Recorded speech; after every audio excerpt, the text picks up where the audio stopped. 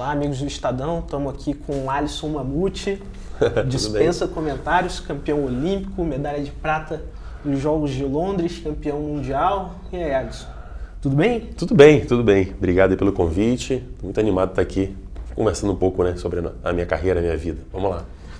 Alisson, faltando cerca de 6 meses mais ou menos para os Jogos de Paris, eu queria saber como é que está seu coração. Você está tranquilo dessa decisão de abrir mão dessa corrida olímpica, ou vai chegando esse momento que está chegando perto dos Jogos e vai batendo aquela pressão de, pô, talvez eu poderia estar aí disputando mais uma Olimpíada? Como é que você está? Olha, é muito legal essa pergunta, porque pela primeira vez eu vou poder responder dessa maneira, né? Nos últimos 3 ciclos olímpicos eu estava nesse momento feliz por estar perto de classificar ou não, mas naquele nível de ansiedade enorme.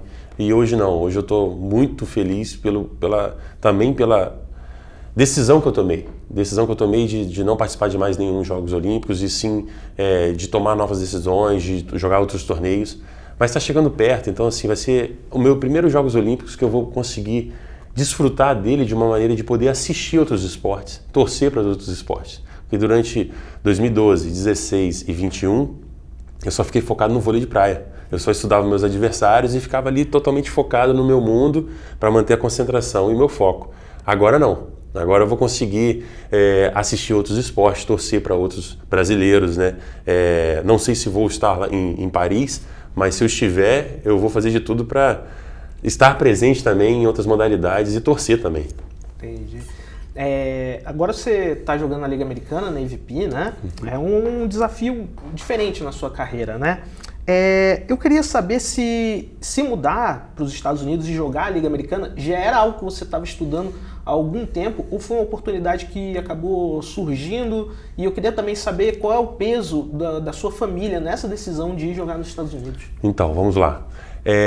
Eu sempre fiz as contas na minha carreira de 4 em 4 anos. Então, meu primeiro Jogos Olímpicos eu joguei com 26, o segundo com 30 e o terceiro com 34, mas se não tivesse Covid, né? Então, eu joguei com 35 anos. E ali, perto de Tóquio, sim, eu já estava falando, pô, próximo ciclo eu vou estar com 39. 39 eu sei o que eu vou ter que abrir mão para estar em mais um ciclo olímpico, né? Abrir mão da família, muitas viagens, muito trabalho. Não que eu não trabalho hoje ainda, mas assim, eu jogava em média 22 torneios por ano, 20 torneios por ano. Então assim, metade do ano viajando. E eu falei, poxa, por que não um desafio novo? Já consegui conquistar circuito brasileiro, pan-americano, Copa do Mundo, circuito mundial, essas coisas todas, Olimpíada. Falei, por que não um desafio novo? E quando eu comecei a jogar voleibol, eu comecei catando bola para o Loyola, um grande campeão das areias e tudo. E hoje ele se reside nos Estados Unidos, mora nos Estados Unidos, ganhou nos Estados Unidos. E depois eu tive o prazer de jogar com o Emanuel, que foi o parceiro do Loyola na Califórnia, nos Estados Unidos. E eu conversava muito com eles sobre esse torneio. Depois eu assisti outros atletas jogando lá, o Ricardo também no final da carreira foi para lá. Falei, por que não esse desafio novo? Então, foi uma decisão tomada ali perto de Tóquio, que eu não queria mais nenhum ciclo olímpico, né? E a minha família me ajudou muito nessa decisão, porque eles sabem o quanto que eu me dediquei em todos esses anos, né? Minha família, minha mãe, minha irmã, a minha esposa atualmente. Então, assim, quanto eu me dediquei e por que não um desafio novo? Então, a minha família me ajudou muito nessa decisão, a decisão que você tomar, estamos com você. E foi assim, foi feito. Então foi meu primeiro ano lá, minha família foi comigo, pôde desfrutar comigo, estar do lado da quadra comigo, ver como que é diferente, né? Porque normalmente ela acompanhava 1, 2 torneios, e agora minha filhinha do lado, torcendo pro pai dela. Então assim, é um momento novo, um momento de muita gratificação e ainda estando disputando em alto nível, né? Eu acabei o ano lá em 7º do ranking, saí com 0 pontos, acabei em 7º jogando com o americano. Então assim, ano que vem eu pretendo aumentar mais ainda esse ranking e subir mais um pouquinho. Você vai voltar a jogar em maio, né? Correto? A gente estava conversando um pouquinho antes, estava dizendo que vai voltar a jogar em maio. Aqui no Brasil a gente não tem o costume de acompanhar as ligas americanas. Talvez algum outro esporte como a NFL, a NBA. Sobre a AVP, eu queria que você explicasse pra gente. A competitividade é muito diferente do que a gente está acostumado de acompanhar aqui no Brasil, do circuito nacional, circuito mundial? Ele lembra muito o circuito nacional. Tem muitos jogadores que são fortes, que jogam muito bem, mas que não rodam o circuito mundial, então você tem que estudar mais. Esse ano um americano me ajudou muito, falou, esse jogador faz desse jeito, eu cheguei lá sem conhecer muitas pessoas. É um jogo mais clássico, mas com muita força física. Então, assim, tem muitas bolas de segunda, mas os jogadores são muito mais habilidosos. São jogadores que saíram da universidade e você não conhece, mas eles têm uma habilidade incrível. E jogadores também que estão de férias, isso é bacana. Alguns jogadores que jogam voleibol de quadra estão de férias e jogam muito bem na praia. Então, assim, é uma liga diferente. Uma liga que alguns torneios são abertos. Então, igual o Manhattan Beach teve 92 times. E que é um campeonato muito clássico lá. Quando você ganha seu nome no pier e tudo. Mas, ao mesmo tempo, também tem campeonatos restritos, que só jogam 12 times. Então, assim, eles variam de acordo com o business. E o importante é você estar entre os melhores. Eu consegui jogar os pequenos, os grandes. Isso é muito bacana. Mas eles sabem fazer o evento. O evento é diferente, o evento traz público, o evento eles vendem todos os camarotes, eles sabem jogar um jogo. Eu joguei umas quartas de final contra o Phil Dalhouse, 2 campeões olímpicos, numa quadra número 2, onde ele podia botar mais pessoas em Hermosa Beach, onde a quadra ficou muito lotada, muito cheia, do que botar na quadra central, onde tinha que vender ticket e as pessoas talvez não iriam comprar naquele momento. Então, assim, eles sabem fazer o evento e é muito gratificante estar fazendo parte disso, né? Você estava jogando agora com o Billy Allen, Isso, correto? exatamente. Como é que surgiu essa parceria? Como é que porque o último parceiro que você teve aqui no Brasil, se não me engano, você até iniciou uma ideia de corrida olímpica com o Oscar, né? Sim. Acabou não indo para frente. Como é que surgiu a parceria com o Billy Allen? O Billy foi assim, eu me mudei para os Estados Unidos, a primeira etapa que eu joguei em Huntington Beach, eu joguei com um menino muito novo, foi um menino que eu conheci na semana. Falei, tô chegando, muita gente se assustou, falou, o que esse cara tá fazendo aqui? Caramba, o campeão olímpico tá fazendo aqui. E aí nós fizemos um resultado não muito bom. E o Billy me olhou e falou, cara, o que você está fazendo aqui? Eu falei, tô morando aqui. Começamos a conversar. E ele falou assim, tá bom. Aí isso foi numa quinta-feira. Na segunda-feira ele me ligou e falou, Alisson, o meu torneio acabou, não queria conversar com você na época, mas qual é a sua programação? Eu falei, não, eu vou ficar aqui, vou jogar a temporada toda. Ano que vem pretendo voltar. Aí ele falou assim, beleza, então vamos jogar junto, o que você acha? Porque eu já conheci o Billy do circuito mundial. A gente já jogou muito contra Brasil e Estados Unidos. E ele se assustou, ele não sabia que eu estava indo. E aí ele falou, beleza. E aí jogamos o primeiro torneio na Virgínia, fizemos uma final, o segundo torneio em Denver, ganhamos, na segunda etapa já ganhamos uma etapa da VP. E aí depois em Hermosa Beach já ficamos em terceiro, ele falou, e a gente foi subindo no ranking, muita gente já falou, tipo um cometa, né? A gente já foi chegando, o time encaixou muito bem. E assim, eu acho que vale muito pela experiência, ele é um jogador de 40 anos, eu já tenho 38, então assim, a gente já só conversava o que tinha que conversar dentro de quadra e tentava manter o básico do voleibol e deu muito certo, a gente se encaixou muito bem, principalmente fora de quadra, que a gente vive momentos parecidos. Ele tem um filho, eu tenho 2 e a gente se ajuda muito fora de quadra, dentro de quadra, e me ajudou muito agora na Califórnia também. Isso foi muito gratificante. E você costumou jogar a vida inteira com brasileiro. Jogar com um americano é diferente? Como é que foi a comunicação deles? Bem diferente. Primeiro que eles têm um estilo de jogo diferente. Eles gostam de se movimentar muito no bloqueio e na defesa também. Aqui no Brasil eu gostava de fazer um posicionamento assim, o bloqueio fica mais parado na bola e o defensor também parado. Fica só para largada. Então assim, isso eu tive que me adaptar. Né? É um voleibol que eu tenho que ficar caçando mais no bloqueio e o defensor também caçando na defesa. Eles criam umas estratégias assim. E aqui não, aqui eu ficava mais parado, marcando a bola, fazendo o bloqueio mais parado e meu parceiro também, só para as largadas que a gente corria.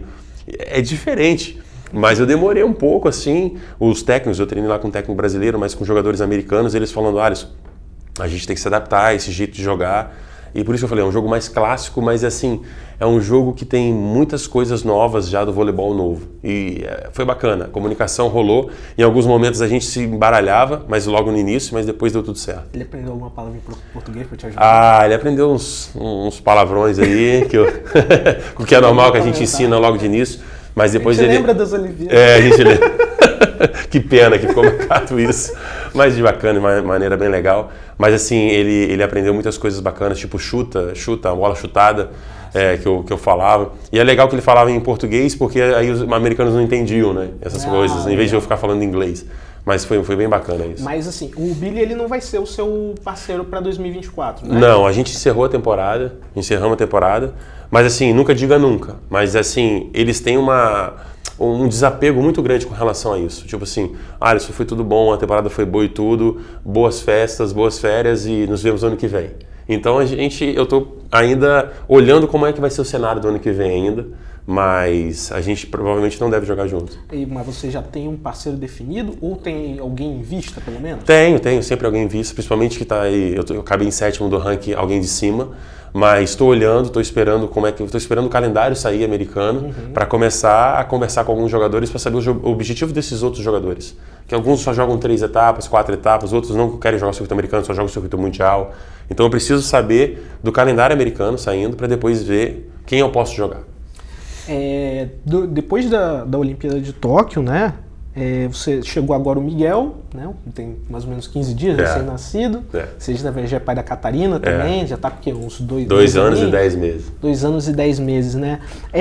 Essa mudança para os Estados Unidos, como a Catarina e a Tatiana, né, sua esposa, elas assimilaram, porque é um desejo também da família morar nos Estados Unidos. Aí eu também queria saber, você está morando com a Tatiana e os seus filhos lá nos Estados Unidos durante toda a temporada, ou você também está dividindo, passando Estados Unidos, Brasil, que você está na Califórnia, né? Tô. Então, para começar, eu tô morando sempre bem.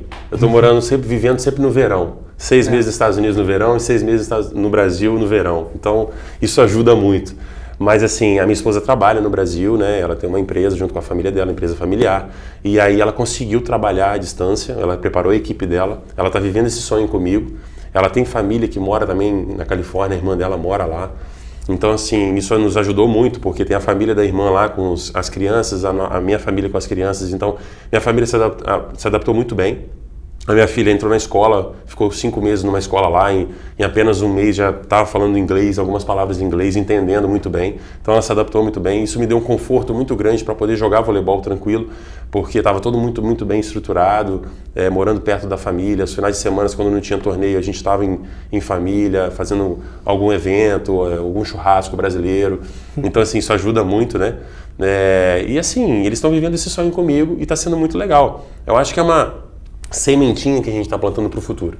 Nós não queríamos tomar uma decisão de pegar todas as nossas coisas e mudar para os Estados Unidos de uma vez só. Entendi. Nós estamos galgando devagar. Hoje, como eu falei, se eu fosse sozinho, com 20 e poucos anos, eu pegava a mochila, minha mala e ia embora. Agora não, agora nós temos uma estrutura, a gente tem uma família, eu tenho uma esposa que tem o trabalho dela, eu tenho minha filha, então é uma decisão tomada devagar, com calma, mas que está sendo bacana esse intercâmbio, esse aprendizado como jogador de voleibol de praia e como ser humano também, né? Que é um país diferente, uma cultura diferente, não é tão fácil como todo mundo pensa, pega as coisas e vai para os Estados Unidos. Você tem que aprender muitas coisas, não só a língua, mas como eles pensam, como eles agem, é um país deles, né? Então você tem que ter muito respeito por isso sempre. Então assim, você tem que... Isso tudo está sendo muito legal, porque eu sempre joguei muito fora. Eu rodava o mundo durante mais de 10 anos, cada mês, cada semana num país. Agora não, agora estou morando num outro país, então assim, isso gera um pouco de desconforto e você também tem que aprender um pouco a se adaptar ao ambiente. A gente vê que quando a gente fala dos seus filhos, da sua família, você se derrete todo, é uma coisa que pega muito você, né? Além desse seu núcleo familiar, né, eu queria que você também falasse um pouquinho da importância dos seus pais para você ter sucesso no esporte, essa lenda que você virou do vôlei brasileiro. Em 2020, na Olimpíada de Tóquio, foi a primeira Olimpíada a ser seu pai, né? Queria que você contasse um pouquinho dessa história. Qual foi a importância deles para você ingressar no esporte, no voleibol? Então, eu comecei o voleibol com 11 anos de idade. Eu nasci no interior do Espírito Santo, em Cachoeira Itapemirim. Meu pai foi transferido do trabalho, fomos morar em Vitória e eu fui morar no apartamento. Então, assim, eu morava em casa, brincava na rua, todas as brincadeiras de rua eu fazia, jogava bola o dia todo. E aí eu fui morar na capital, num apartamento extremamente pequeno, e eu chutava a bola dentro de casa, minha mãe estava louca, já quebrando tudo, com 11 anos, né? E foi aí que ela me matriculou no voleibol, porque só tinha vaga no vôlei, eu morava atrás de uma escola. E aí eu falei, vou ter que fazer, né? E eu fiz, era o esporte da minha irmã, aprendi a gostar muito desse esporte. Então, assim, todas as decisões que eu tomei de jogar na seleção, de voleibol de quadra, morar em São Paulo, na categoria de base, voltar para casa, entrar na faculdade, jogar voleibol de praia, todas elas meu pai e minha mãe estiveram comigo. A minha grande decisão também depois de voltar a morar em Vitória, depois de 8 anos morando no Rio, na parceria vitoriosa com o Emanuel. Mas essa foi a primeira Olimpíada que eu não estive meu pai faleceu, né? E aí eu tive que aprender a tomar umas decisões ao lado da minha mãe, reaprender, sem escutar aquela voz de conforto, né? Será que estou certo? Será que estou errado? Mesmo estando certo ou errado, era assim, estamos com você, só minha mãe ali dando força. Foi a primeira vez que eu fiz isso. E aí foi de aprendizado, está sendo até hoje grande aprendizado. Eu acho que eu consegui chegar mais uma Olimpíada, dessa vez sem ele presente, Mas faz parte da vida. A vida é um ciclo e hoje eu tento passar isso para minha filha. Eu sempre converso isso com minha esposa. Minha esposa nadou quando menina e eu sou do voleibol. E eu conversei com ela, falei, olha, ela vai ser eternamente filha de um campeão olímpico. Então, se ela tocar numa bola de vôlei, a pressão vai ser enorme em cima dela. Nós temos exemplos disso em outros atletas. E aí, hoje ela tem uma bolinha de vôlei de ar, assim, e ela fica, papai, eu tô atacando. Aí ataca, a bola vai, eu falei, nossa. E assim, eu fico com o coração na mão, mas ao mesmo tempo fico muito feliz. Então, existe que ela tem que aprender a suportar essa pressão que a vida vai dar para ela e da melhor maneira possível. Então, a gente dá a base familiar e deixa a decisão ser tomada. Você pretende, assim, porque os seus filhos vão crescer numa família que tem um esporte dentro de casa, né? Você pretende incentivar eles, ainda mais tendo em vista agora os Estados Unidos, né? Essa questão onde lá o esporte é muito forte, né? As pessoas conseguem bolsas por meio do esporte. Você pretende? Cara, eu pretendo abrir todas as portas do esporte para ela, de todos os esportes. Tipo assim, quero ajudar ela, se ela quiser fazer... Hoje ela já faz natação, né, com 2 anos e 10 meses, adora natação, a mãe já puxou, a mãe já puxou para natação e eu super apoio. Ano que vem ela já vai entrar no balé, que também dá uma coordenação para ela. Mas assim, ela já chuta a bola também, nos Estados Unidos é muito forte o soccer feminino. Então assim, ela já fica chutando bola, papai, é o gol. Ela assiste o jogo de futebol comigo, do Flamengo, que eu sou flamenguista, então... Na hora do jogo de futebol, ela fala, papai, meu uniforme, eu vou lá e boto o uniforme nela.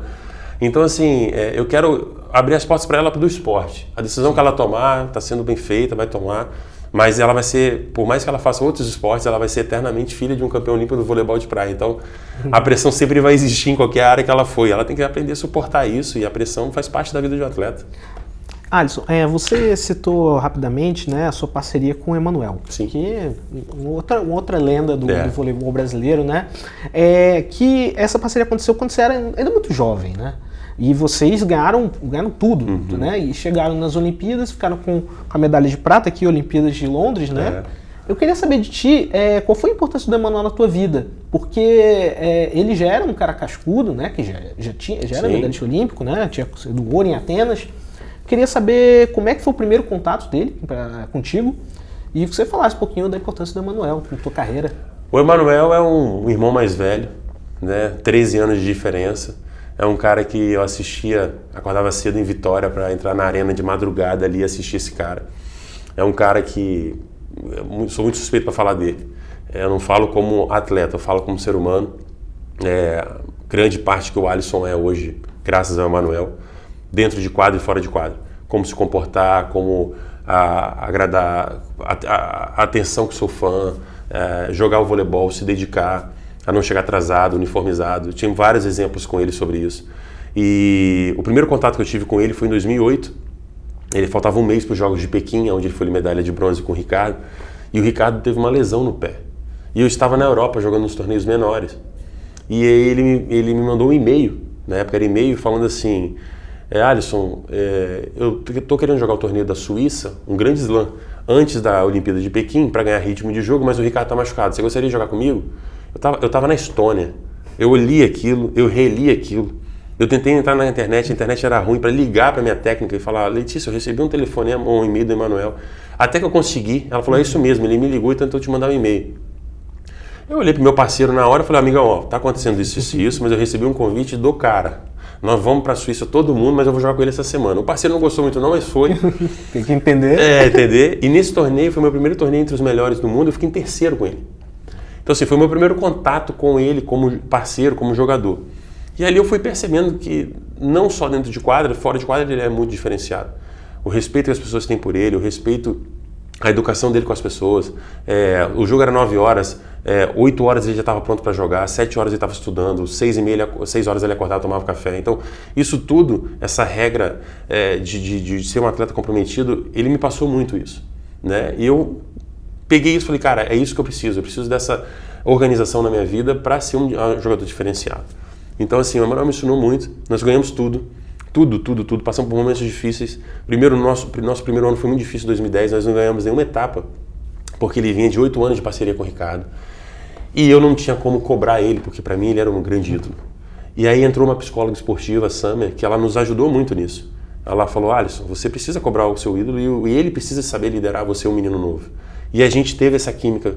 E aí, no ano de 2011, nós ganhamos tudo. Campeonato Mundial, Circuito Brasileiro, Pan-Americano, classificação para a Olimpíada antecipada. Então ali o nosso time deu um boom muito grande. E depois de 2012, chegamos como favoritos em 2012 e conseguimos uma medalha de prata. Então assim, o nosso ciclo foi muito perfeito. E ele é um cara que a gente se fala uma vez por mês ou uma vez a cada 40 dias e a gente está sempre em contato, perguntando hoje em dia da família, dos amigos, as decisões que agora que eu tomei. Ele falou, cara, você vai ver como isso vai ser importante para a sua vida no futuro. Talvez você não vê agora, mas daqui uns 5, 10 anos você vê. Eu falei, cara, eu já estou tendo certeza agora, imagina daqui 10 anos. Então, assim, é uma mistura muito bacana, um respeito muito grande e a gente sempre está conectado. Mas a conquista da prata, né? Hoje mais experiente, né? Mas na época você era bem mais jovem. Te frustrou a prata? Ou você hoje olha com aquilo com um olhar de aprendizado também, né? Então, na hora... Isso eu sempre falo. Na hora eu tive uma, entre aspas, uma rejeição. Na hora eu olhei para a medalha de prata e falei, pô, a gente tinha tudo para ganhar o ouro. Chegamos com o favorito, nosso time era o melhor. 16-14, uma bola duvidosa, se foi dentro ou fora. Poxa, 2-1, contra o time 2 do mundo, que era a Alemanha, um time forte também. Beleza. Aí naqueles 10 minutos ali, eu tava no pódio, eu era o único com a cara de choro, todo mundo ali. O terceiro colocado muito feliz, o primeiro chorando de felicidade, o Emanuel segurando, mas assim, pô, completei meu pódio, né? Eu já tive meu ouro, meu bronze, agora minha prata, meu pódio olímpico. E eu com a cara de choro, falei, meu irmão, não sei se vou ter outra oportunidade na minha vida. Mas eu te confesso que com 26 anos eu tive esse sentimento. Mas depois que eu ganhei o ouro em 2016, eu te confesso também que eu não sei se eu teria tido cabeça ou foco suficiente para conquistar mais uma medalha de ouro, que seria a minha segunda, ou para sair da minha zona de conforto, sabe? Você consegue entender o que eu quero dizer? Sim. Se eu tivesse ganhado uma medalha de ouro com 26 anos, eu não sei se eu aguentaria passar por tudo de novo e mais um pouco para 2016. Te deu resiliência. Né? Exatamente. E eu tive isso para 2016 ganhando essa medalha de prata. Então a medalha de prata para mim, ela me ensinou muito. Me ensinou a ter que refazer o caminho, me ensinou a ter que ter mais humildade, a ter que reconstruir o projeto, começar um projeto novo. E foi isso tudo que eu fiz para 2016, ao lado do Bruno. Então, passar por momentos difíceis, superar momentos difíceis, a operação, eu tive uma operação forte no joelho, depois eu tive apêndice. E eu não sei que eu acho que se eu tivesse ganhado a medalha de ouro, eu teria força para passar por isso tudo. Eu já teria minha medalha de ouro, sabe? E Alisson, você citou todas essas operações que você acabou tendo, né? Para chegar no Rio, conseguir a medalha de ouro, né? Durante a competição você teve um problema no tornozelo, não teve? Eu queria saber de ti se, depois de conseguir a prata e você tá disputando uma Olimpíada na sua casa, pensando assim, com favoritos à medalha de ouro, você tem essa lesão, você imaginou que poderia estar em risco a continuidade na competição? E eu também queria que você relembrasse um pouquinho como é que foi ganhar aquela medalha de ouro, né, de madrugada, chuva, aquele ponto esquisito no final, né, que você sai comemorando, estava esperando ali o resultado do juiz. As minhas Olimpíadas foram sempre decididas as duas medalhas, né? Num pontos duvidosos, né? Em 2012, se foi dentro ou se foi fora. Em 2016, houve-se um toque no último ponto, eu bloqueei, a bola volta no atacante, ele pega embaixo, são dois toques. Né? São dois toques. A minha sorte é que o juiz de primeiro, né, que fica em cima, estava muito perto da jogada, então ele escutou o barulho. Então por isso que eu falei, acabou. O Bruno não sabia porque estava atrás, passou de primeira. Então no início falou assim, eu ganhei, eu fiz o último ponto. Aí ele falou, eu fiz. Falei, não. Aí o juiz botou na súmula 2 toques do bloqueio. Falei, então eu fiz o último ponto. Mas de uma maneira bem legal. Assim, eu tive várias lesões, né? Eu tive uma lesão no joelho no ano de 2014, onde eu operei. Eu tive rompimento parcial do tendão do quadríceps. Uma lesão parecida com o do Ronaldo, mas foi na parte de cima do quadríceps. Então, assim, uma lesão que demorava 6 meses, eu estava voltando em 3 meses e meio. Assim que eu ia, na minha reestreia, eu tive uma apêndice de madrugada. Então, eu tive que operar. Então, assim, foi uma crise muito, muito forte. Eu fiquei imaginando se eu estivesse viajando. E aí eu fiquei, no final de tudo, 4 meses e meio parado. E durante os Jogos Olímpicos, no terceiro jogo contra a Itália, da chave, a gente precisava ganhar, o nosso time precisava ganhar esse jogo. O adversário invadiu com o pé, eu caí do bloqueio e torci o pé. Nessa hora, como se fosse quando a gente bate o cotovelo na parede, assim, ou no armário, que a gente perde a força do braço. Choque, um choque. Eu perdi a força do pé, um choque, eu perdi. E o médico falou no meu ouvido, falou, eu vou fazer um movimento aqui, se doer, você fala. meio que parecido do Rock Balboa, o cara botando quantos dedos tem na frente. E eu falei, aí o cara, tá doendo? Eu falei, não, tava doendo pra caramba. Nossa. Ele fez uma bota, falei, eu tenho que ganhar esse jogo. Nós precisamos ganhar esse jogo pra classificar. E ali eu comecei a largar as bolas, fazer umas largadas, nós ganhamos. Ganhamos esse jogo, fomos pra Vila, fazer ressonância e fomos dormir 3 horas da manhã, a imprensa toda querendo saber, uma Olimpíada em casa, o que tá acontecendo, time número 1 do mundo. E aí eu tive um rompimento parcialzinho do tendão do tornozelo, que, cara, gera um desconforto porque a areia é uma área estável. Você não bota um tênis igual na quadra e faz uma botinha. E aí eu me lembro que a gente foi tratando até de madrugada. Eu fui dormir, acordei, o pé já estava um pouco inchado, continuamos tratando, medicação e tudo. Fisioterapia. E no outro dia, era o nosso dia off. Aí nós esperamos um horário mais vazio da quadra. A gente foi 7 horas da noite até Copacabana, sem ninguém saber. Fomos lá fazer uns testes. E aí quando eu pisei na areia estava doendo ainda. E faltava 24 horas para o próximo jogo. Aí voltamos para a Vila, continuamos tratando. E ali em diante, a dor foi meio que, entre aspas, diminuindo. O remédio foi fazendo efeito, a fisioterapia foi fazendo efeito. A força de vontade foi cada vez mais aumentando. O meu parceiro foi jogando cada vez mais, me ajudando nas dificuldades. Os atletas sacando cada vez mais em mim por causa da minha dor, sabendo da minha lesão. Mas ali em diante também a gente ganhou muita força. Força porque a gente foi muito acolhido por todo mundo. Pela nossa comissão técnica, pelo Comitê Olímpico Brasileiro, pela Confederação Brasileira de Vôlei, pelo brasileiro. O brasileiro estava passando um momento muito difícil no país. Um momento de crise política, impeachment, desvio de verba para realizar os Jogos Olímpicos. Então, o povo abraçou a gente de uma maneira que foi realmente, eu falo, foi o nosso terceiro jogador. Ali, realmente, foi muito difícil. Então, assim, ganhar da gente naquele momento. Então, quando a gente entrou na quadra, numa final, 00:30, nunca joguei nesse horário. Imagina, você nunca jogou nesse horário na sua carreira e vai jogar uma final olímpica. Uma final olímpica, chovendo, muito. Arena lotada, 14 mil pessoas gritando, Brasil, Brasil. O jogo começa 5-0 para a Itália. Antes de entrar na quadra, eu tive só um relapso assim, falei assim, cara, há 4 anos atrás eu estava numa final olímpica. Há 4 anos depois eu estou numa segunda final olímpica. Nenhum desses jogadores tiveram na minha pele, 4 anos, como eu tive 4 anos atrás. Uma oportunidade dessa. Eu falei, aqui é minha casa. Eu só pensava em vitória. Eu não pensava nem se der errado. Não. Eu só pensava em vitória. Estava muito focado. E ali nós conseguimos uma medalha olímpica de ouro em casa. Emocionante. Eu lembro que dali nós saímos, fomos fazer. Teve o pódio, teve a entrevista coletiva, teve o exame antidoping. Nós saímos da arena 4:30 da manhã. Nossa. E tinha uma festa esperando a gente ainda. Então, assim, a gente chegou na comemoração dos parentes, dos amigos, 5 horas da manhã.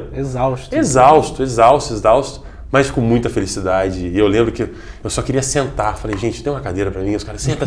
E todo mundo ficou em volta, tirando foto com a medalha com a gente. A gente estava muito cansado, eu e o Bruno. Porque foi uma pressão muito grande, mas, como eu falei, uma pressão que a gente sempre buscou. Uma pressão muito agradável e que, no final, deu tudo certo. E Alisson, relembrando agora as Olimpíadas de Tóquio, né, sua última parceria com o Álvaro, foi uma parceria que eu classifico como muito vibrante. Vocês conseguiram, em mais ou menos de 6 meses, subir no ranking, conseguir a classificação para ir às Olimpíadas, chegaram lá também com muito brio. Né? Acho que essa é a palavra que pode classificar essa parceria, mas não veio pódio, vocês acabaram em 5º. Levando em consideração tudo isso que a gente já conversou sobre experiência, a prata, o ouro no Rio, e toda a dificuldade também que foi a sua parceria com o Álvaro, chegar na Olimpíada praticamente já foi uma conquista, né? Pelo cenário que tinha. Eu queria saber de ti se, né, estamos aqui 2 anos depois das Olimpíadas, você se sente orgulhoso dessa sua parceria com o Álvaro? Sem dúvida. Assim, eu sempre falo, eu joguei o meu sarrafo muito alto para todo mundo quando se fala vôlei de praia. Eu fui para a primeira Olimpíada, eu ganhei uma medalha de prata. Eu fui para a segunda, eu meti um ouro. Tipo assim, ao lado do Bruno, ganhamos um ouro. As pessoas olhavam para mim e falavam, cara, esse cara é o cara da medalha. E aí com quem eu jogava, existia essa pressão, né? Depois que a gente terminou a parceria, o Alisson e o Bruno. E aí nós começamos esse projeto, o Alisson e o Álvaro. E eu lembro que a gente no telefone, eu falei, Álvaro, nós temos aí 6 meses para classificar para os Jogos Olímpicos. Nós estamos em 42º do mundo. Ele falou, não, eu topo esse desafio. E ele teve muita experiência, porque ele já vinha jogando com o Ricardo, ele já sabia o que era jogar com o campeão olímpico. E nós acabamos 3º do mundo. E ali nós chancelamos. Eu estava com 33 anos, eu ia jogar uma Olimpíada com 34. A gente já começou a preparação física em 2020 muito bem, estávamos muito bem, e aí vem a pandemia. Aí fecha tudo, para tudo, começa a treinar em casa, pega Covid, separa. O Álvaro pegou Covid primeiro, aí ele caiu fisicamente, eu continuei muito bem. Depois eu peguei Covid, eu caí muito. Treino em casa e tudo. Aí o circuito volta nacional no final de 2020 para início de 2021. E aí eu já volto com 35. Parece que não, mas na vida do atleta isso influencia demais. Times que estavam como melhores do mundo chegaram não como os melhores mais. E a gente chegou numa corrida olímpica, a gente classificou no ranking olímpico em 4º. E a gente acabou uma Olimpíada em 5º. Então, assim, a gente era favorito a ganhar uma medalha? A gente era favorito. Mas foi um grande resultado, sabe? Claro que existe a primeira Olimpíada que o Brasil não traz medalha nos Jogos Olímpicos de Vôlei de Praia. Tudo bem, isso iria acontecer alguma vez, acredito eu. E foi dessa vez. Mas, assim, pra gente, foi uma grande conquista estar entre os melhores. Claro que no momento você fala, poxa, não veio uma medalha, meu terceiro Jogos Olímpicos, gostaria de ter tido uma medalha. Mas, assim, a história em si não pode ser apagada, porque a nossa grande medalha foi a classificação e foi como a gente chegou. Porque você sair de 43º do mundo e em 6 meses virar time 3 do mundo é uma força mental, uma força física muito grande. E aí você gerou mais uma expectativa para você e para o povo brasileiro, que isso é muito legal. Mas foi uma Olimpíada muito diferente. Uma Olimpíada sem público, uma Olimpíada que é onde a gente fazia teste todos os dias. Olha, eu vou contar um caso para você bem legal. Antes de começar os Jogos Olímpicos, 3 dias antes, nós marcamos um amistoso contra o time da República Tcheca. Nos encontramos na vila, no refeitório. Aí eles cumprimentaram a gente não se cumprimentou no toque, apertando a mão, mas a gente se cumprimentou, opa, tudo bem, a gente se vê amanhã, 10 horas. Acordamos no outro dia e aí o pessoal falou, amistoso cancelado. A gente falou, por quê? Eles foram pegos no Covid. Nossa. Ou seja, nos livramos ali de uma primeira derrota nossa, porque para começar, a gente não ia ter contato, mas a bola suada bate no braço, bate no outro. E aí, existia isso durante os Jogos Olímpicos que muitas pessoas não sabem. Todos os dias pela manhã, antes de levantar para o café, nós fazíamos teste de Covid. Então, assim, cada momento que a gente ia evoluindo na competição, você ia ficando mais, entre aspas, estressado de não pegar o Covid. Porque imagina, você está numas oitavas de final, olha, deu positivo o seu exame, você vai ficar em quarentena. Acabou. Acabou sua história, acabou tudo para você. Então a gente ficou realmente muito confinado nesses 15 dias. E isso para o atleta é muito difícil mentalmente. Né? Estressante, né? Estressante demais. E aí o pódio olímpico foi um pódio que era do ranking olímpico, né? A gente chegou como time 4 do mundo nos Jogos Olímpicos e o time 1 foi o atual campeão, Noruega, o time 2, a Rússia, que era o segundo, ficou em segundo, o time 3, que era do Catar, ficou em terceiro e a gente só trocou de posição com o time da Látvia, que a gente perdeu numa semifinal, nas quartas de final. Então assim, eu joguei 3 Jogos Olímpicos, foram 3 experiências diferentes e eu vejo que para mim foi muito gratificante participar dos 3. 3 torneios diferentes. O primeiro com um jogador extremamente campeão, o segundo ao lado de um jogador da minha mesma idade, aonde eu já tinha ganhado uma medalha de prata e foi uma medalha em casa de ouro. E o terceiro, aonde eu não estava sendo mais cotado de ir para os Jogos Olímpicos por causa do meu ranking e consegui ir ao lado do Álvaro. Então, assim, foram 3 experiências diferentes e 3 grandes conquistas para mim, né? Alisson, citando toda a sua experiência de 3 Jogos Olímpicos, eu queria que você comentasse também um pouquinho como você vê o cenário do voleibol de praia brasileiro para as Olimpíadas de Paris, né? Sim. A gente tem a Duda e a Ana que são favoritaças à medalha, né? E o cenário para o masculino ainda está um pouco nebuloso, a gente não sabe como é que vai chegar, né, em Paris essas equipes. Queria saber como é que você avalia o momento do voleibol brasileiro. Olha, eu acho que a gente não domina mais o esporte como dominava antigamente. Isso não é uma crítica, isso é uma realidade. Os números estão aí. Nós temos um time muito favorito, né, que é a Ana Patrícia e a Duda. Primeiro ano de parceria, campeões mundiais. Segundo ano de parceria, vice-campeões mundiais. Estão crescendo, são 2 meninas jovens, jogando voleibol novo, moderno, de defesas direta. A Ana Patrícia é uma bloqueadora incrível. A Duda é uma jogadora de fundo de quadra diferenciada.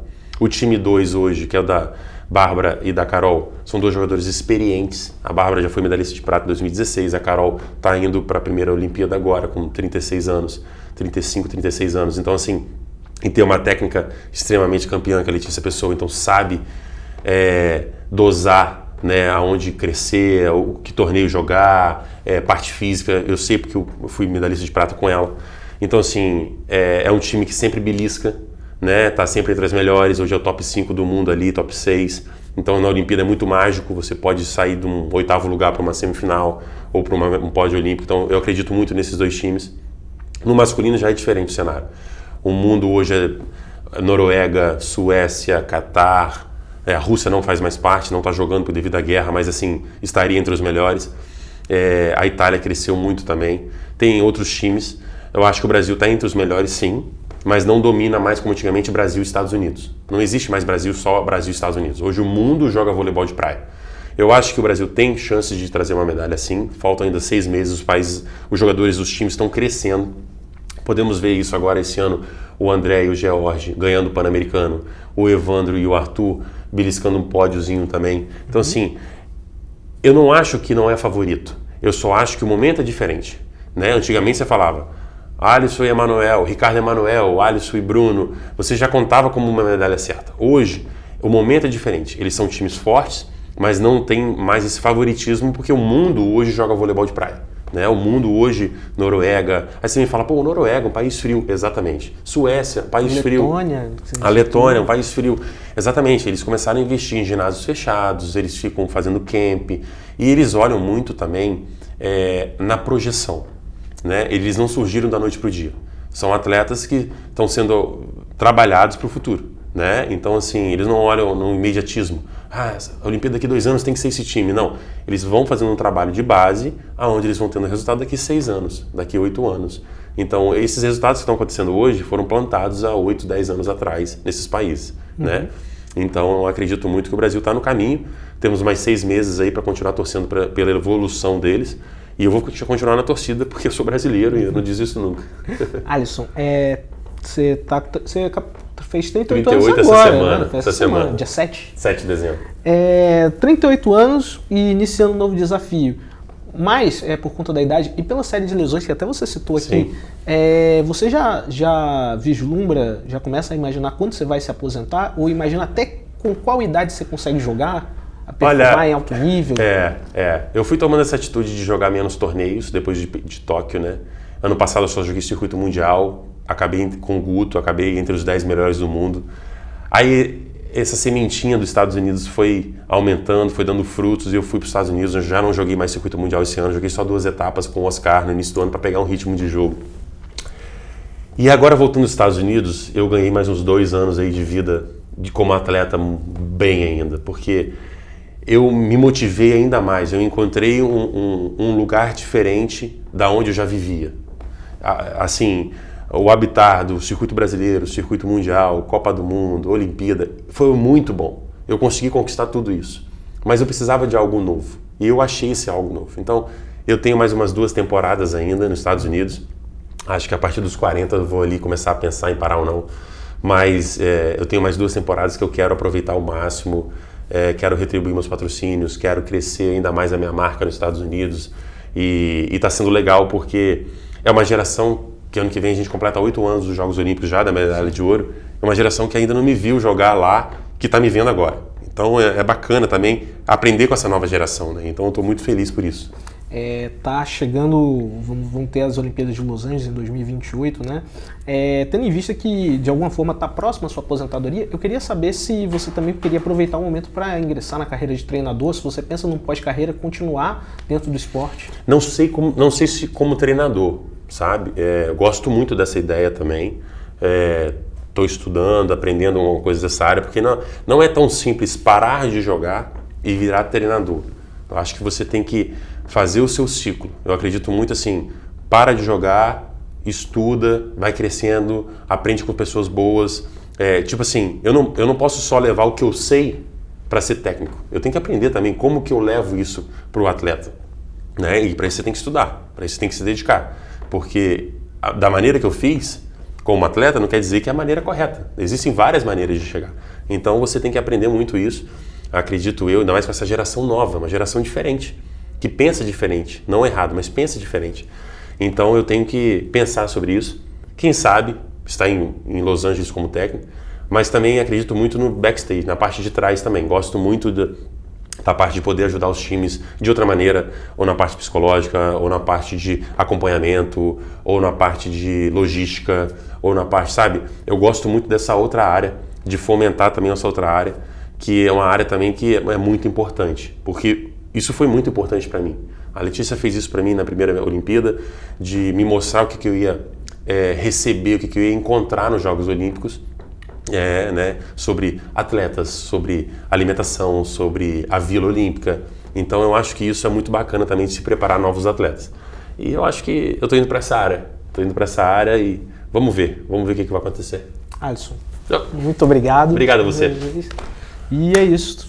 Alisson Mamute, obrigado. Valeu.